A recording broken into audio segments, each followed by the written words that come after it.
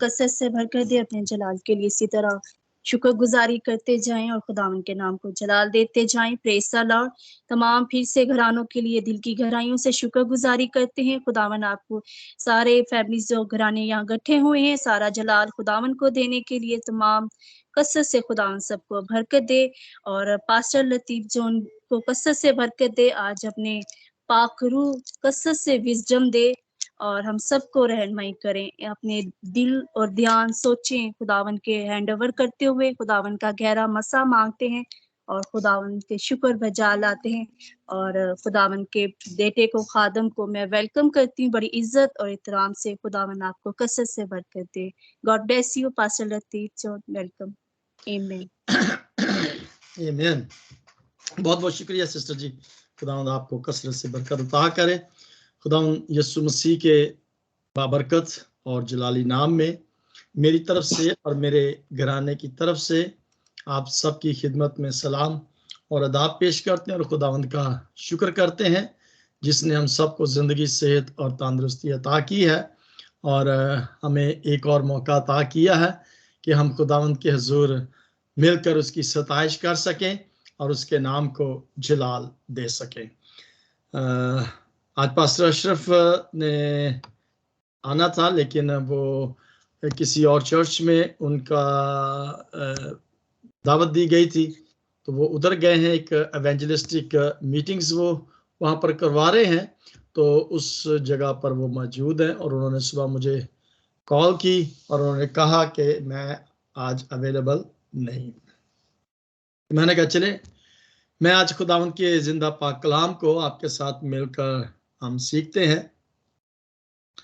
तो जैसा कि आप सब जानते हैं कि इंसाल की किताब का हम मुतालिया कर रहे हैं। 9 बाब जो हैं वो ख़त्म हो गए हैं और अब हम 10वां चैप्टर जो है उसको स्टार्ट आज करेंगे। तो हम आज, मेरा ख्याल है कि हमने पहली आयत देखी थी। हमने आई थिंक, मेरा याद जहाँ तक आ रहा है कि पहली आयत जैसे भी थे। चलिए हम इसको शुरू करते हैं। पहली आयत का थोड़ा सा रिव्यू कर लेते हैं और फिर सेकंड आयत जो है उस पर हम आज गौर करते हैं। तो हम पढ़ेंगे इंसाल की किताब उसका 10वां बाब, चैप्टर 10, सुलेमान की इंसाल।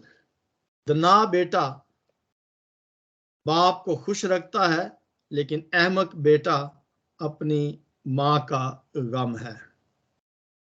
शरारत के खजाने अबस है लेकिन सदाकत मौत से छुड़ाती है। कलाम के पढ़े और सुने जाने पर उसकी बरकत हो।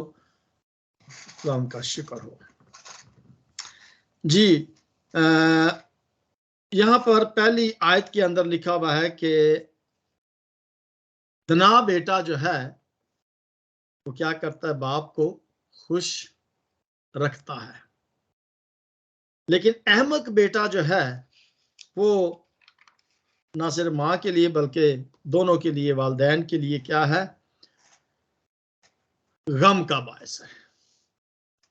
ये बड़ी सादी और सिंपल सी आयत है, बड़े सादा सा अल्फाज है कि वो बेटा गम का इसलिए है कि वो माँ बाप का हुक्म नहीं मानता और माँ बाप उस बच्चे से खुश है जो बच्चा माँ बाप का ताबेदार है। हम सब के बच्चे हैं और हम खुद भी अपने वालिदैन के बच्चे हैं। लेकिन मेरे जीजो, हम इस चीज पर थोड़ा सा मैं ये बताना जरूर चाहूंगा कि पहली बाप, इंसाल की पहले बाप से लेकर 9वें बाप तक यूं कह लें कि सुलेमान ने अपनी जिंदगी जो थी उसका एक खुलासा जो था वो उसने बयान किया था। लेकिन 10वें बाप के अंदर यहां पर वो, जिसे हम कहते हैं अपने कॉल और फेल जो हैं उनका जिक्र करता है। या यूं कह लें कि उसके जो अक़वाल हैं, जो उसके कौल हैं, जो वो अपनी जिंदगी के तजर्बात से उसने सीखा है, वो चीज वो हमें बताता है कि हमें इस तरह से करना है, अगर ये है तो फिर ये है, अगर ऐसा करेंगे तो ऐसा होगा, और अगर ऐसा करेंगे तो ये होगा।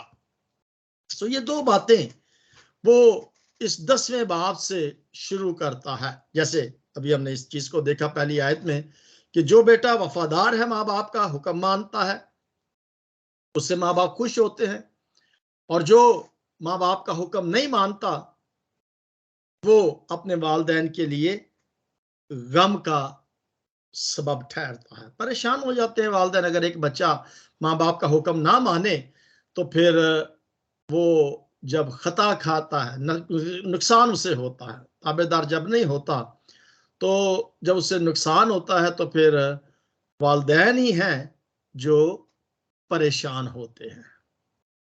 पर इसका तजर्बा अगर हमारे घर में नहीं हुआ तो किसी और के घर में ऐसा होता हुआ हमने देखा होगा, या अपने किसी अजीज के घर में ऐसा होते हुए देखा होगा।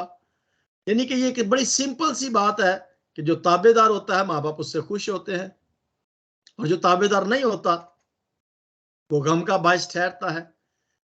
अब यहां पर थोड़ा सा हम इस चीज पर गौर करेंगे कि सुलेमान ये बात कह रहा है।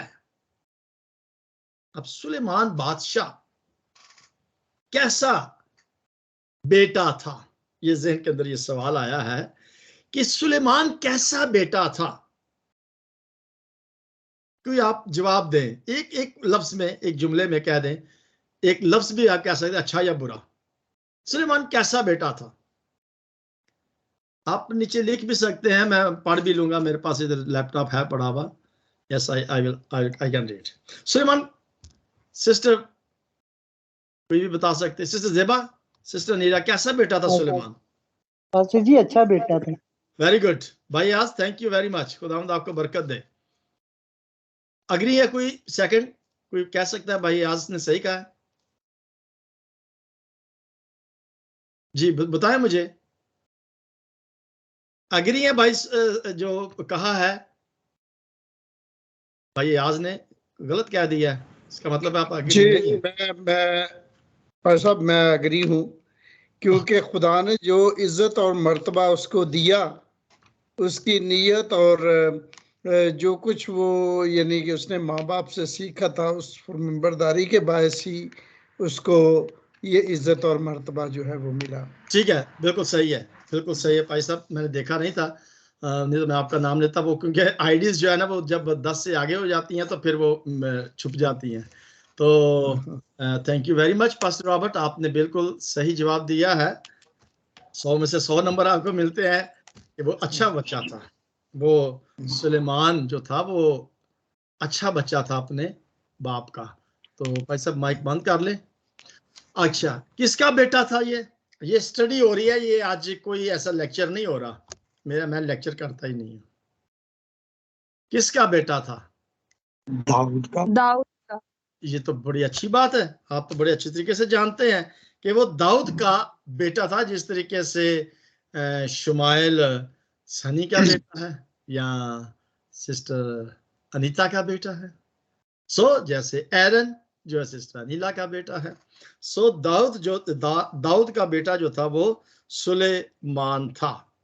अच्छा बेटा था, ये भी हमें इसकी चीज का भी पता चल गया कि वो अच्छा बेटा था। और अगर मैं ये कहूं कि वो दना बेटा था, ये भी आप अगर इस बात पे करेंगे कि वो दना बेटा था।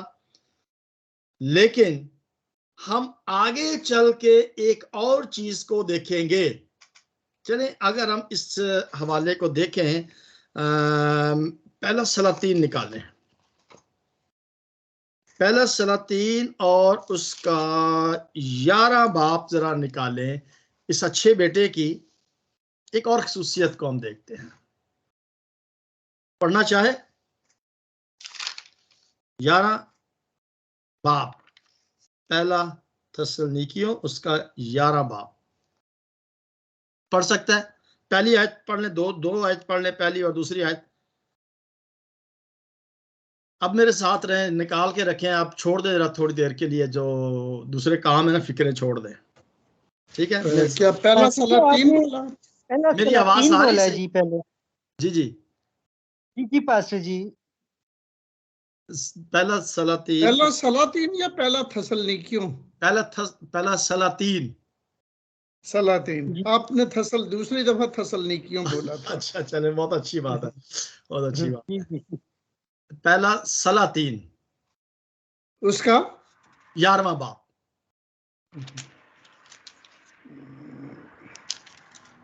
हाँ जी, आयत पढ़ेंगे जी, पास्टर रॉबर्ट को पढ़ने दें, उसके बाद नेक्स्ट वाला जो है भाई आप तैयार रहिएगा। यहाँ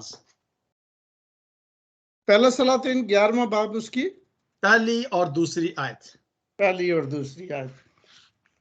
खुदावंद के जिंदा मुकद्दस कलाम में यूं लिखा है, और सुलेमान बादशाह फिरौन की बेटी के अलावा बहुत सी अजनबी औरतों से, यानी मुआबी, अमूनी, अदूमी, सिदानी और हित्ती औरतों से मोहब्बत करने लगा।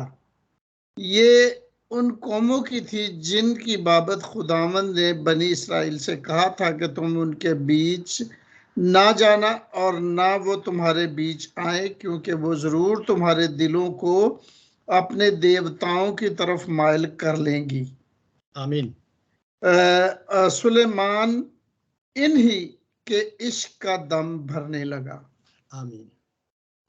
बहुत शुक्रिया पास्टर रॉबर्ट, खुदावंद आपको बरकत अता करे। खुदा ने सुलेमान से कहा था कि उनके बीच ना जाना, खुदा ने मना किया था, लेकिन उसने मुआबी, अदूमी, सदामी और बहुत सारी औरतें थीं, हत्ती औरतों से मोहब्बत की। और हम सब अंजाम जानते हैं कि उसने जब उनसे मोहब्बत की तो उन औरतों की मोहब्बत में उसने बहुत कुछ किया था, मना किया गया था। अब यहां पर दोनों चीजें नजर आ रही हैं। खुदा उससे प्यार करता था, खुदा ने उससे बरकत दी थी, हिकमत दी थी, फहम और दनाई अता किया था, इज्जत, दौलत और शोहरत दी थी। ये सलातीन की अगर आप पहले दूसरे तीसरे बाप में हम सब जानते हैं, वहां पर तीसरे बाप में उसमें वहां पे लिखा हुआ है, ठीक है? तो खुदा से वो मोहब्बत रखता था, उसका हुक्म मानता था। लेकिन 11वें बाप के अंदर हम यहां पर क्या देखते हैं कि वो मना की गई बातों पर उसने अमल कर लिया था। अब यहां पर ये नजर आ रहा है कि अच्छा भी था और बाद में बुरा हो गया। और वो बुरा क्यों हो गया? कि उसने खुदा की बात को अपनी जिंदगी से निकाल दिया था। First he was a good and then he became a bad boy, गलत आदमी। ठीक है जी, ये तो पहली आयत हमारी मुकम्मल हो गई है। अब इसकी तफसील जो है वो हम सब जानते हैं कि इंसान गुनहगार है, गलतियां इंसानों से होती हैं, लेकिन हमारा खुदा जो है वो बड़ा मेहरबान है।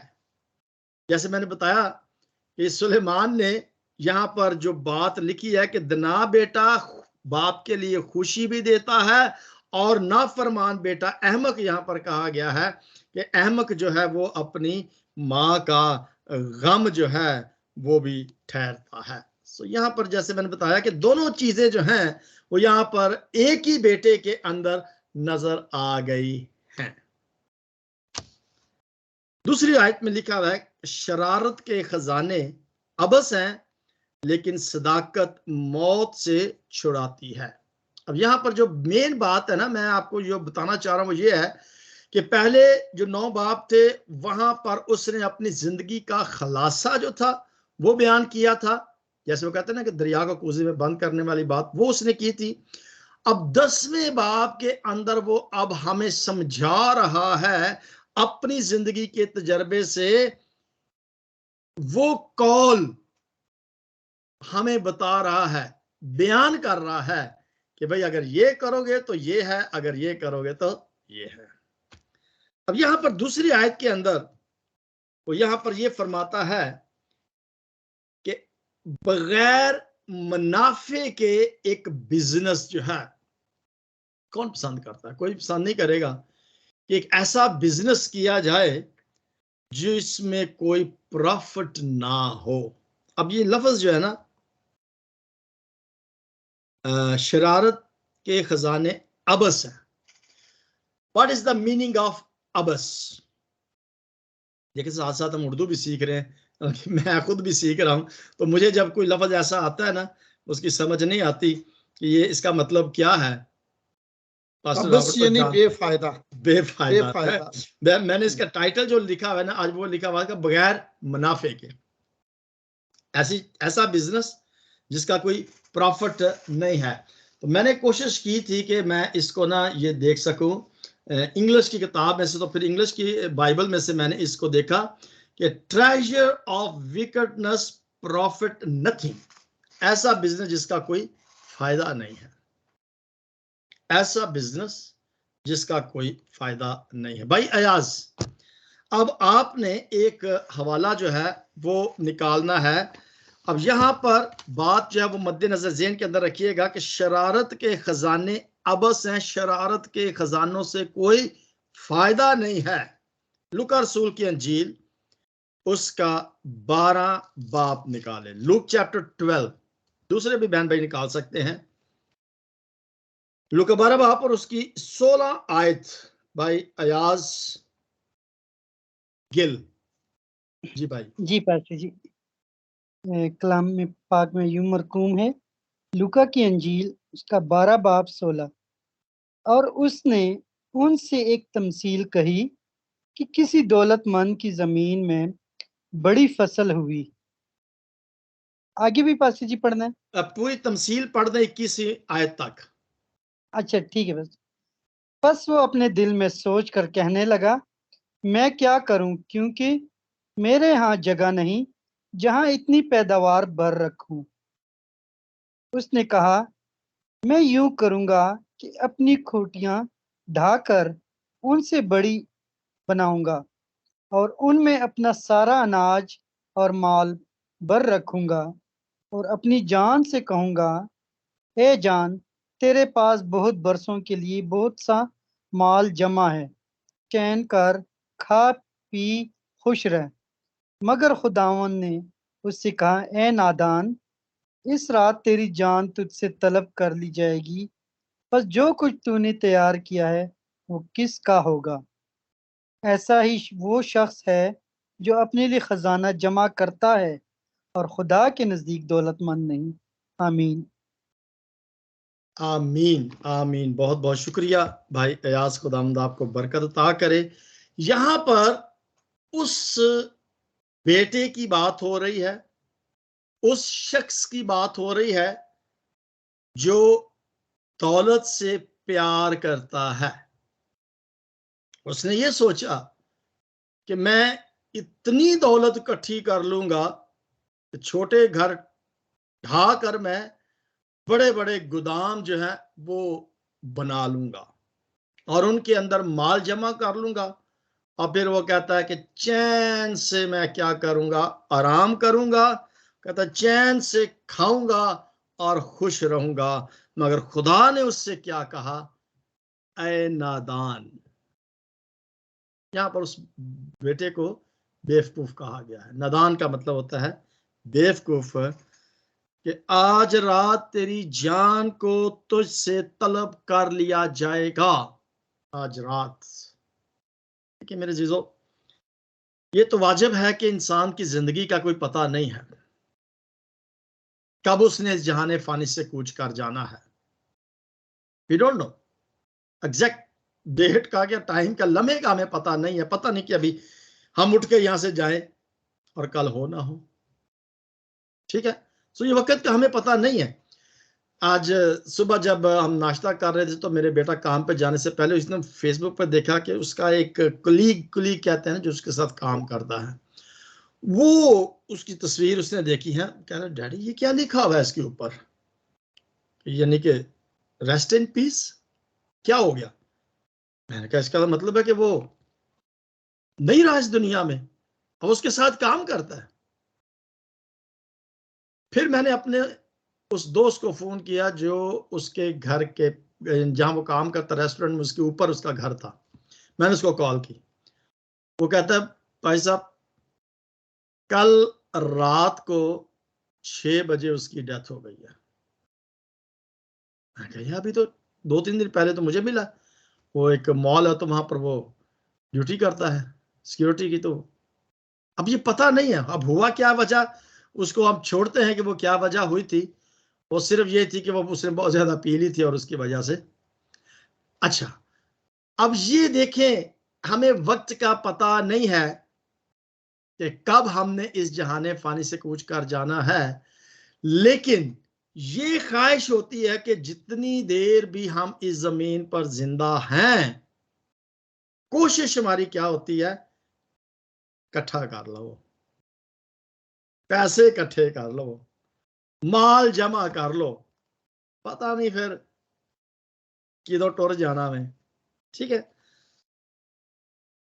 कहता है कि अगर आज रात ही तेरी जान ले ली जाए तो फिर क्या करेगा। खुदा यहां पर वो बताता है कि नादान, तुझे क्या पता कि आज रात तेरी जान ले रही है, बस जो कुछ तूने तैयार किया है वो किस काम का होगा। ऐसा ही वो शख्स है जो अपने लिए खजाने जमा करता है और खुदा के नजदीक दौलतमंद नहीं है। दौलत सिर्फ रुपया पैसा नहीं है। मैंने जो टाइटल दिया है ना, वो टाइटल यही है, ऐसा बिजनेस जिसमें फायदा कम से कम इस जहान में नहीं है। ऐसा बिजनेस जिसका, और ये मैं पक्की बात आपको बता रहा हूं, इस बिजनेस का फायदा इस जमीन पर आपको नहीं मिलेगा। करके देख ले।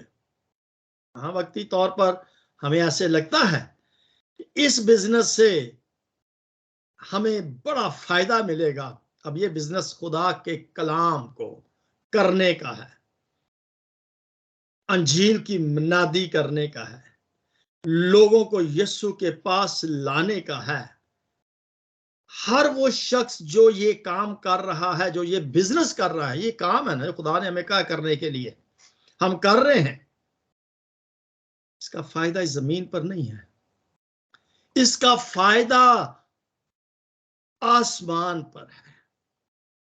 ठीक है, तो वो यहां पर जो बात कह रहा है कि ऐसे लोग भी हैं जो इस जमीन पर माल जमा करते हैं और वो माल यहां ही रह जाता है और उसका उन्हें कोई फायदा नहीं मिलता। लेकिन ये फायदा जमीन पर नहीं मिलेगा, इसका फायदा जरूर मिलेगा लेकिन आसमान पर मिलता है। तो यहां पर सुलेमान जो है वो ये बता रहा है कि एक बिजनेस है जिसका इस जमीन पर फायदा है और एक बिजनेस जिसका जमीन पर फायदा नहीं है। इसका फायदा आसमान पर है और एक का फायदा जो है सिर्फ जमीन पर है। एक का फायदा जो है वो अब्दी जिंदगी है और एक का फायदा जो है वो अब्दी मौत है। दो ही बातें नजर आई, जैसे मैंने शुरू में बताया, अच्छा बेटा और बुरा बेटा, अहमक बेटा और दना बेटा। शरारत के खजाने अबस है, विदाउट एनी प्रॉफिट, लेकिन सदाकत मौत से छुड़ाती है। सदाकत, सच्चाई, सच्चाई जो है वो हमें उस मौत से छुड़ाती है।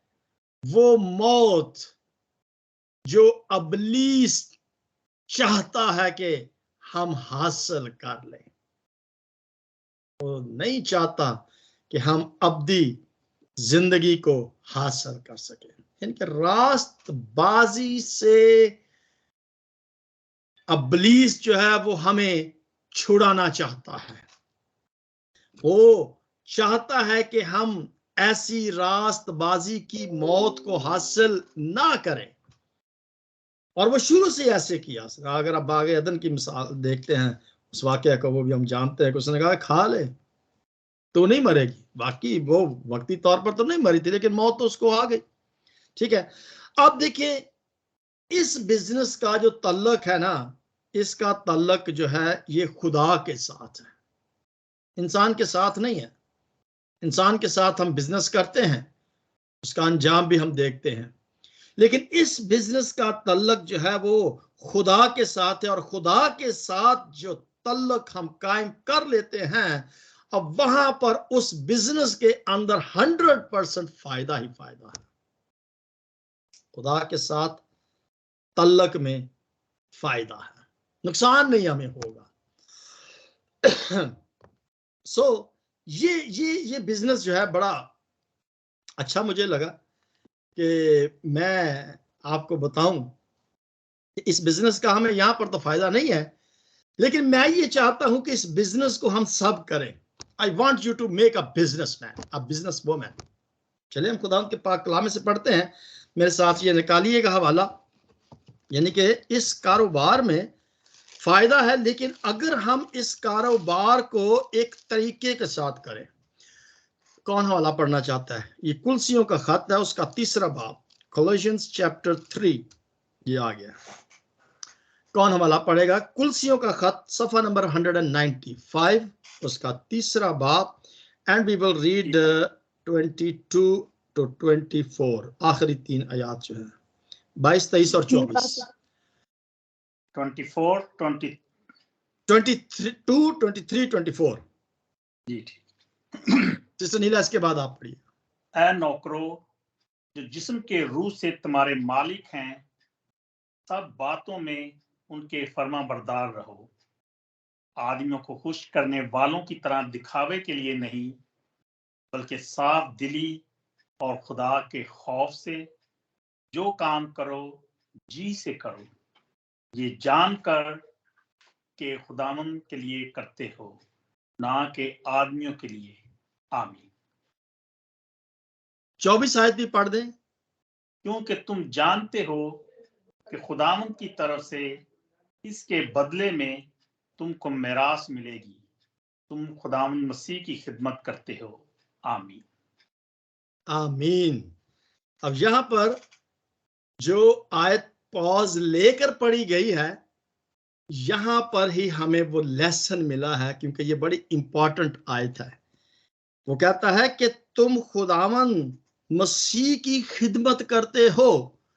अब खुदावन यीशु मसीह की खिदमत जो की जाती है, गीत गाना भी उसकी खिदमत है, साज बजाना भी उसकी खिदमत है, कलाम सुनाना भी उसकी खिदमत है, दुआ करना, यानी कि जो भी हम चर्चेस के अंदर मीटिंग को लीड करते हैं, दरिया को जो झाड़ते हैं, उसकी सफाई जो करते हैं चर्च के अंदर, ये खिदमत है ना। बल्ब को जब ठीक किया जाता है, मेंटेनेंस का काम जो चर्च के अंदर किया जाता है, आईडीज को जो मिलाया जाता है, इकट्ठा किया जाता है, इवेंजलिज्म जो किया जाता है, गैर मसीहों को मसीह के पास जो लाया जाता है, उसकी बशारत जो दी जाती है, यानी कि हर वो एक्टिविटी जिससे हम खुदा के कलाम को बीज को बोने का काम करते हैं, ये खिदमत है, मसीह की खिदमत है, मसीह की खिदमत करते हो। और जबरदस्त बात जो है बोले कि क्योंकि जो बुरा करता है वो अपनी बुराई का बदला पाएगा। यानी कि वो यहां कहता है कि तुमको क्या है, मिरास मिलेगी। अब मिरास हम सब जानते हैं कि वो जायदाद होती है जो वालिदैन पीछे छोड़ के जाते हैं। जो माँ बाप की जायदाद होती है, उस जायदाद में से हिस्सा जो है वो अच्छे बेटे को मिल जाता है, वफादार खादम को मिल जाता है। अगर आप देखें ना, यहाँ पर शुरू में उसने यही कहा है, ऐ 22वीं आयत में कहता है, ऐ नौकरो। नौकर से मुराद वो तमाम खिदमत गुजार लोग जो यीशु की खिदमत करते हैं। कहता है जिस्म की रूह से तो तुम्हारे लिए मालक हैं, जिस्म से तो वो तुम्हारे मालक हैं, लेकिन सब बातों में उसके वो क्या है, फर्मा बरदार हैं। वो नौकर जो ओबीडियंट है, फर्मा बरदार, ताबेदार है, ठीक है। वो कहता है उसको आदमियों को खुश करने वालों की तरह दिखावे के लिए नहीं, बल्कि साफ दिली के साथ, जो खुदा के खौफ के साथ, वफादारी और ईमानदारी के साथ खिदमत की जाती है। और ये जानकर करो कि खुदा के लिए करते हो, इस खिदमत के अंदर पेट की अपनी खिदमत नहीं समझ के करनी कि this is not your business. इस बिजनेस से आप अपने पेट की चर्बी ना बढ़ाएं। इस बिजनेस में आपका जिस्मानी या घरेलू फायदा नहीं है। इस बिजनेस के अंदर सिर्फ और सिर्फ फायदा जो है वो आसमानी बाप ने हमें देना है, उस मालिक जिसके हम नौकर हैं उसने देना है। आप ही नौकर बने थे, आप ही मालिक बने हैं, और पैसे जेडे मिलते हैं अपने काम के लिए हम इस्तेमाल करते हैं। ऐसे बिजनेसमैन भी हैं, ऐसे खिदमत करने वाले भी हैं, ऐसे खादम भी हैं। लेकिन वो कहता है कि जो काम करो ये जानकर करो कि खुदावंत के लिए करते हो। जो काम करो जी से करो, ये जान करके खुदावंत के लिए करते हो, आदमी से खुश करने के लिए नहीं, क्योंकि तुम जानते हो कि खुदावंत की तरफ से इसका बदला तुमको क्या मिलेगा, मिरास। वो मिरास खुदावंत तुमको देगा। मैं कोठियां पा लवा, गड्डियां ले लवा, जो मर्जी कर लवा, ये शरारत होगी। इसका कोई फायदा, हमें जमीन पर फायदा मिल जाएगा, लेकिन इसका उस खिदमत का फायदा आसमान से अगर हमने लेना है तो देखिए मेरे चीजों, ये है वो बिब्लिकल थियोलॉजी कह ले या बिब्लिकल टीचिंग जिसे हम कहते हैं। ये उस बाइबल के रूह से मैं इस बिजनेस का भी पॉइंट जो है वो आपके सामने रख रहा हूं कि बाइबल का तरीका जो है वो तरीका है जो जायज तरीका है। खुदा की मर्जी के बगैर ये काम नहीं हो सकता। जब तक खुदा की मर्जी नहीं होगी हम इस काम को नहीं कर सकेंगे। मैंने देखा है बहुत सारे ऐसे लोग हैं जो इस खिदमत को स्टार्ट करते हैं, पता नहीं क्या ज़हन के अंदर लेकर करते हैं, लेकिन वो जल्द ही फ्लॉप हो जाते हैं क्योंकि खुदा की मर्जी वहां पर शामिल नहीं होती। लेकिन अगर खुदा की मर्जी को जानकर ये काम स्टार्ट किया जाएगा खिदमत का, तो फिर खुदा उसमें फ्रूट लगाएगा, फलदार उसे करेगा। और इस काम की जो है एक बड़ी कदर है, इस काम में बड़ी इज्जत है, वैल्यू है। लेकिन अगर हम अपने लिए ये खिदमत करेंगे, काम करेंगे, तो उसकी वैल्यू जो है वो नहीं होगी। ये काम खुदा का है और इस काम के करने वाले भी वो हैं जिनसे खुदा खुश है। आखिर में एक और हिस्सा हम पढ़ते हैं कि हम ये काम क्यों करते हैं। ये काम हम क्यों करते हैं?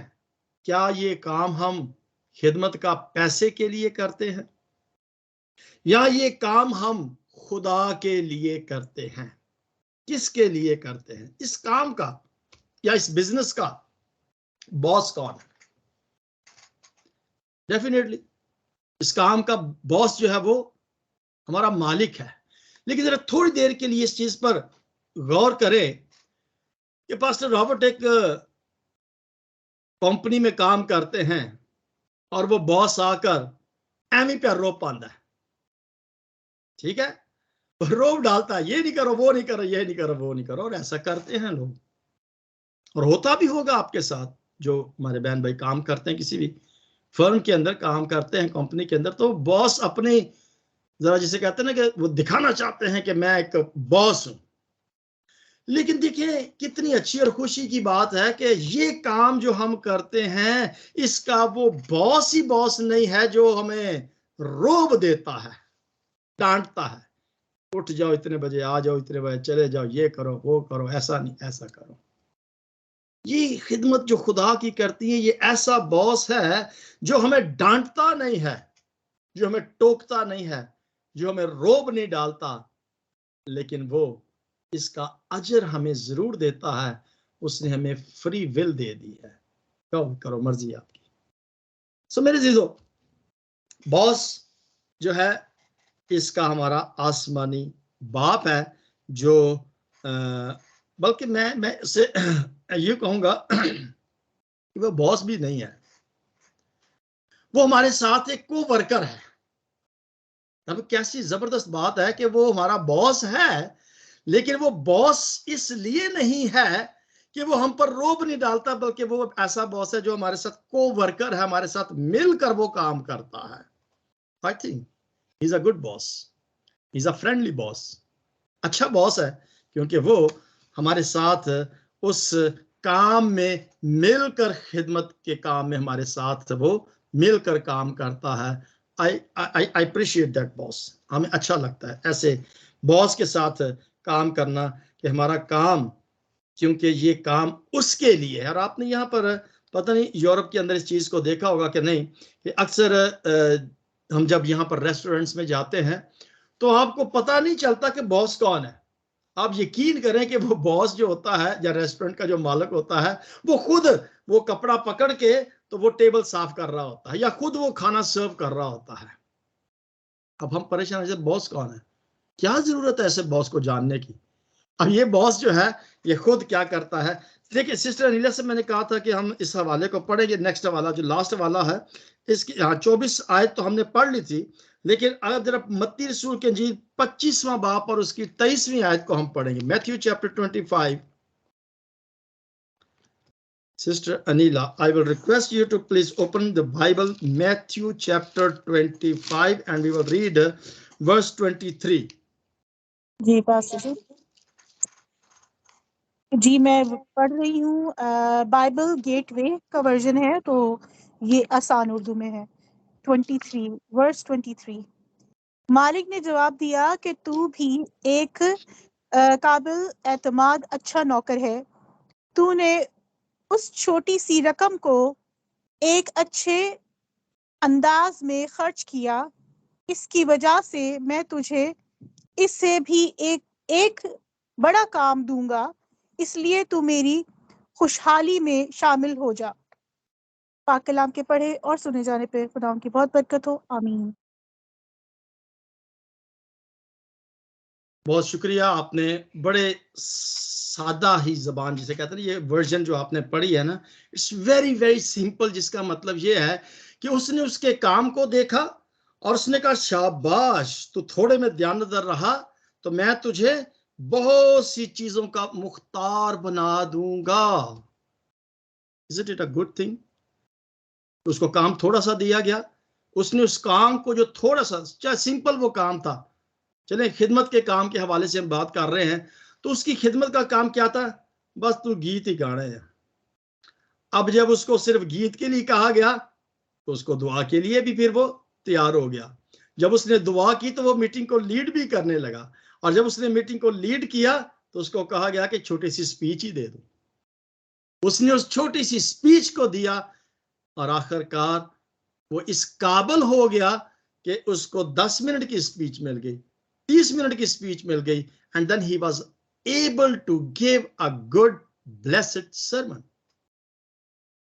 थोड़ी सी चीज में वो, लेकिन उसने अपनी वो थोड़ी सी खिदमत जो थी, चाहे गीत गाने की थी, उसने उस खिदमत को बड़ी दयानतदारी के साथ, ईमानदारी के साथ, वफादारी के साथ, यानी कि ये जानकर किया कि मैं खुदा के लिए गा रहा हूं या खुदा के लिए गा रही हूं, मैं अपने जलाल के लिए गा रहा कि मेरी आवाज बड़ी खूबसूरत है, बड़ी आवाज अच्छी है, बड़े सुर लगते हैं, भले भले, वेरी गुड। नहीं, अप्रिशिएट करना चाहिए। हमने उस दिन जो डिस्कशन की थी कि वी शुड अप्रिशिएट, लेकिन आपकी उस अप्रिसिएशन ने उसको यहां से यहां ले आया। थोड़े में दयानतदार रहा, उसने उसको बहुत ज्यादा और बड़ी जिम्मेदारी जो थी वो उसको दे दी।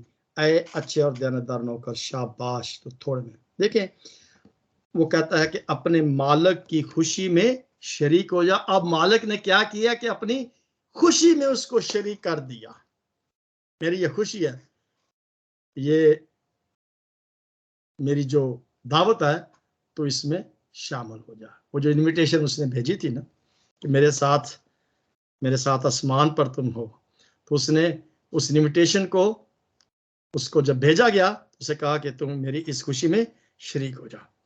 अब ये है वो प्रॉफिट, सदाकत का जो प्रॉफिट है, इस सच्चाई का जो खिदमत है, इस सच्चाई के खिदमत को उसने क्या किया कि उसने उसको मौत से छुड़ा लिया, इस जमीन से उठाकर उसने आसमान पर उसको ले जाने की दावत दे दी, जहां पर अब्दी जिंदगी पाई जाती है, जहां पर वो ताज पाया जाता है। आज हम 10 मिनट ऊपर हो गए हैं। So thank you very much, खुदावंद आपको बरकत दे। नेक्स्ट टाइम हम तीसरी आयत जो है उस पर जाएंगे कि खुदा साधकों की जान को फाका ना करेगा, पर शरीरों की हवस जो है वो दूर दफा करेगा। इस तीसरी आयत को हम बाद में सीखेंगे। सो आज हमने सिर्फ दूसरी आयत को देखा है। खुदावंद आप सबको बड़ी बरकत अता करे और अपनी उस खिदमत को जो खुदावंद हमें दी है बड़ी वफादारी के साथ निभाएं, ताकि हम जिंदगी के उस ताज को हासिल कर सकें। Thank you very much. हमारे वो बहन भाई जो हमारे साथ फेसबुक लाइव पर है, गॉड ब्लेस यू, और जो हमारे साथ स्काइप पर है, खुदावंद आप सबको बरकत दे। Over to sister Anita, God bless you. आमीन, हालेलुया। God bless you pastor Latif John. खुदावन आपको कसरत से बरकत दे और इसी तरह अपने जलाल के लिए खर्च इस्तेमाल करे, आपके शौले की मानित बना के। खुदावन से दुआ गो है कि खुदावन हमेशा पुश्ता पुश्ता लाही खजाने से कसरत से आपको बरकत दे और ढेरों बस खुदावन के शफकत वाले हाथ को मांग लेते हैं। आमीन, प्रेज़ द लॉर्ड। बेशक खुदावन ही इज्जत जलाल के 22 के लायक है। Praise the Lord. सारा जलाल खुदावन को देते हैं। जिंदा पाक कलाम से आपके लिए पढ़ना चाहूंगी।